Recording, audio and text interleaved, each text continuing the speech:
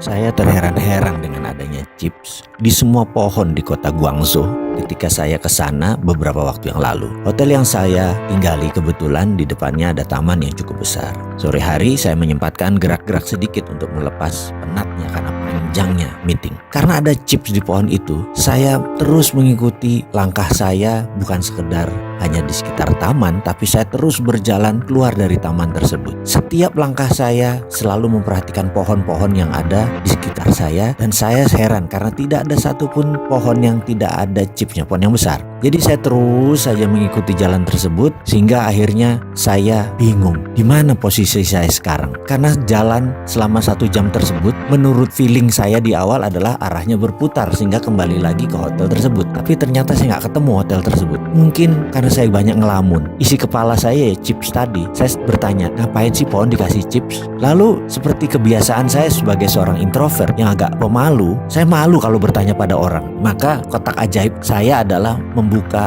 Google Map sebagai solusi mencari jalan kalau saya lagi lost kayak saat itu. Saya pencet Google Map, yang terjadi adalah dia cuma muter-muter roaming. Saya baru sadar bahwa ternyata Google itu dikendalikan di Cina. Emangnya seperti di Indonesia search engine asing yang berkuasa. Kalau di Cina ya produk mereka sendiri yang berkuasa. Jadi karena saya nggak punya Baidu Map, ya sudah, akhirnya saya terpaksa tanya orang. Saya pun memilih bertanya kepada seseorang yang duduk di tepi jalan lagi sambil menikmati udara sore yang sejuk. Penampilannya kasual. Dan saya pun bertanya, "Excuse me, could you please guide me to my hotel, the St. Regis? I'm sorry, I'm kind of lost," saya bilang begitu. Dia menatap saya dan berkata, "Do you want to go from west side or from east side?" Saya terperanjat dengan bahasa Inggrisnya yang fasih. Dan saya menjawab dengan cepat adalah, "Terserah, yang penting cepat," saya bilang begitu. Lalu dia menunjuk gedung putih yang agak jauh tepat di depan saya, di mana ternyata itu adalah sisi belakang hotel tersebut. Namun karena tertutup pohon yang besar, logonya tidak kelihatan. Saya mengucapkan terima kasih sambil memuji bahasa Inggrisnya yang fasih